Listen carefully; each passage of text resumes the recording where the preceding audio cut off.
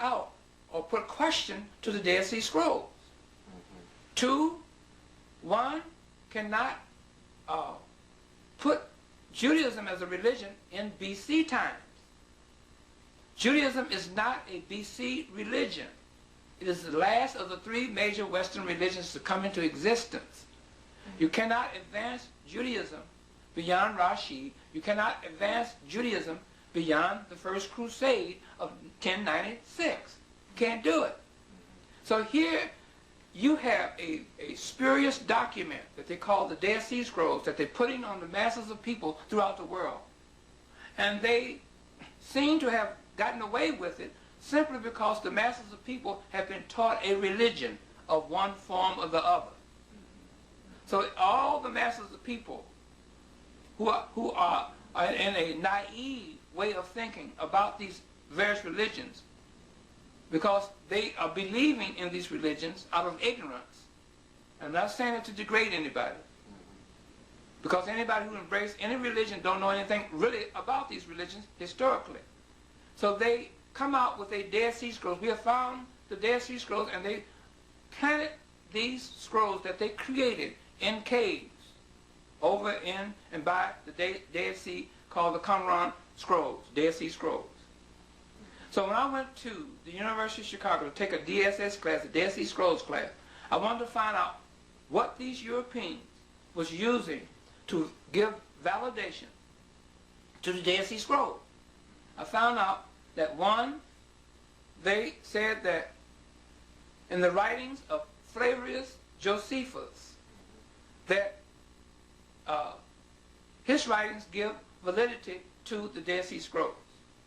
They said that one, Philo Judaeus, give validation in his writings to the Dead Sea Scrolls. Then they said that Eusebius Pamphili, or Eusebius of Caesarea, also in his writings gave validity to the Dead Sea Scrolls. Then the fourth one was Pliny the Elder.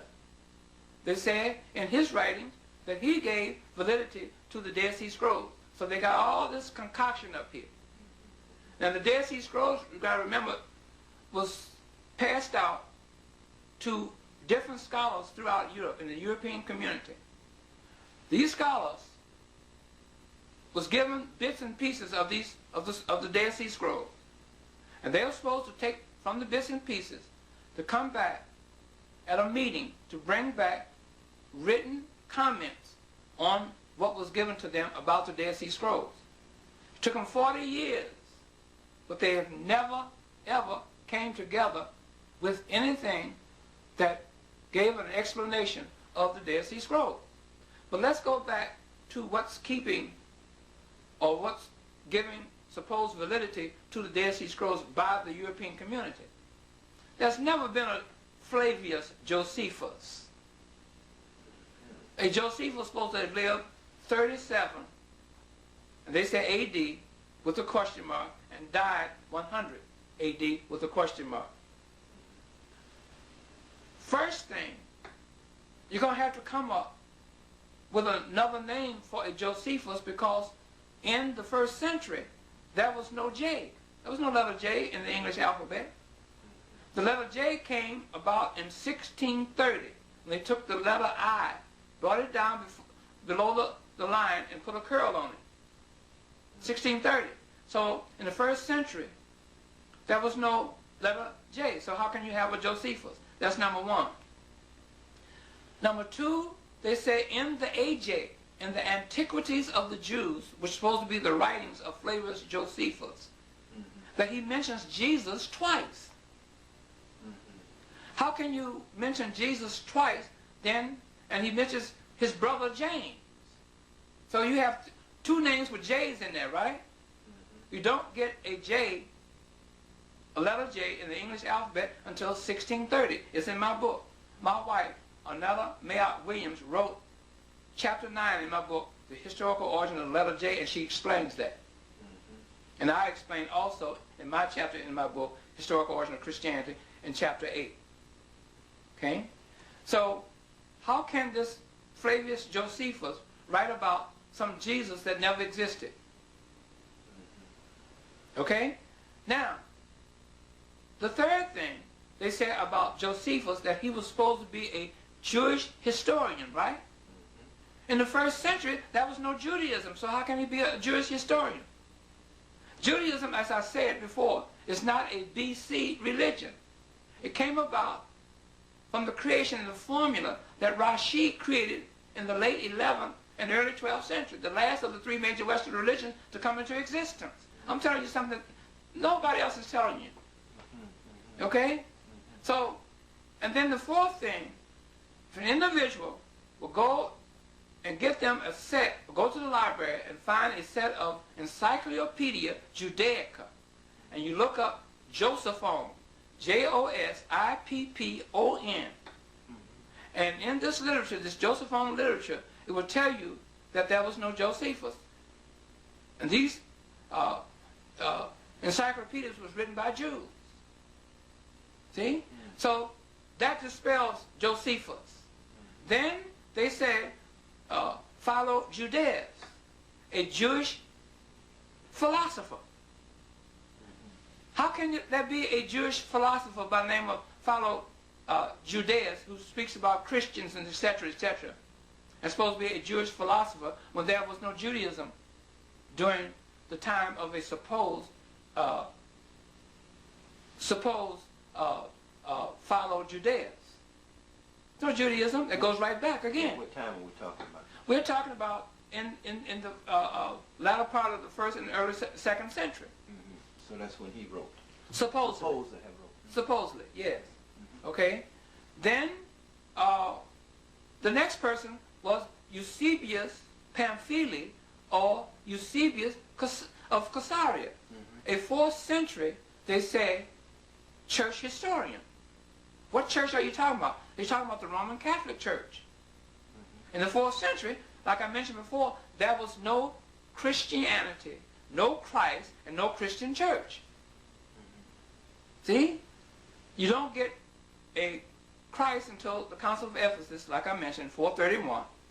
You don't get Christianity until the close of the Council of Chalcedon, 451. And you don't get a Christian church until Justinian and his wife built the world's first Christian church called the Hagia Sophia in 532. You see? So now here you have a Eusebius Pamphili, also known as a church father, or the father of the church, when there was no Christianity and no church. So Eusebius is an incarnated name that the Europeans used to write through. You see? And I'm going to explain how you incarnate a name after I tell you about this Pliny the Elder. There's never been a Pliny the Elder who's supposed to have lived in the 1st century. Okay? So these names are supposed to have given validity to the Dead Sea Scrolls. You see that? So what they have done, they have incarnated names. The Europeans are very clever at doing this. And our people in the African community better understand what I'm talking about, simply because this is how you incarnate a name. You take a name, any name, you make a body for it, you put flesh on it, and you attach a narrative story to that name. And once you attach a narrative story to that name becomes alive in the minds of the reader. You see? And then they take that name with that attached story to it. They can put it in their school system. They can put it in the Bible. Then they teach it from generation to generation. And people believe that because it's in the system. But it's just an incarnated name that they use to write through. You see? So, Flavius Josephus, Philo Judaeus, comes out of what is known as pseudepigrapha, perky of both literature, with incarnated names, with attached stories to these incarnated names. Eusebius Pamphili comes out of patristic theology and literature, using incarnated names that was used by the religion called Christianity. You See? Perkier both is a form of writing used by the religion called Judaism. So we have to understand what's going on, what has gone on, and what is still going on around us to come into an understanding of how these various religions came about. We have to know that. Now, it was very necessary for us to go through the Christian, to the way that that Bible was constructed in order to understand the next phase that I want to go into, and that's the falsification of our history. And I'd like for you to kind of explain to us, you know, how that history that the Europeans wrote